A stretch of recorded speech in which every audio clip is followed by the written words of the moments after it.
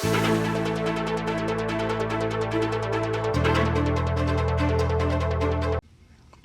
na lang ng Department of Health o DOH din ang ari na kumpleto ang dala bakuna rin karelang anak, bangatin lang panlaban kare miyaliwang klase ning sakit.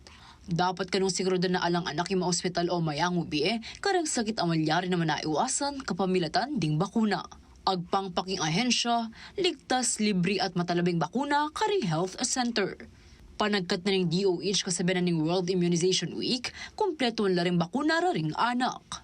Metong yaing Pilipinas karing bangsa ating pinakamarakal tuberculosis o TB infections. Inya naman kapanganak, amuyutan do rin piyang ari at pabukuna rin bingot king Basil Calmette Geron o BCG vaccine. Mamiyaya ka ng proteksyon ni nilaban king TB meningitis at miliary TB.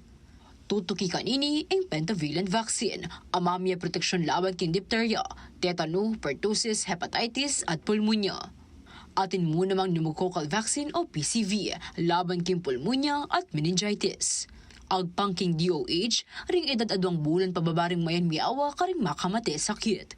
Ing pa magbakuna kanong piyaka matalab at proteksyon, may git 3 milyong anak la ring aliligtas na nini banwa-banwa.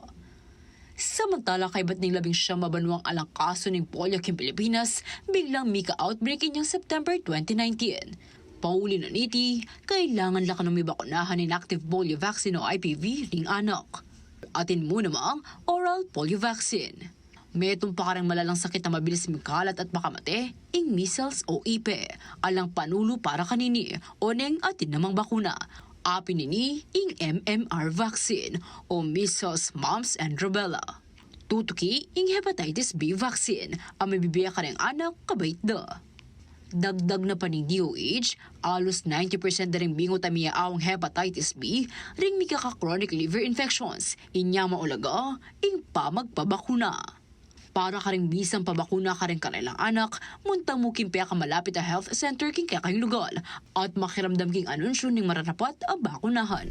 Tingaliwang balita, may dakay na mang mapilang paralan ng World Health Organization o WHO, para kimpa manyese king mental health. Mumuna na kini yung pagkisabi ka rin tawa pagkatiwalan, lakos na nung malungkot ka.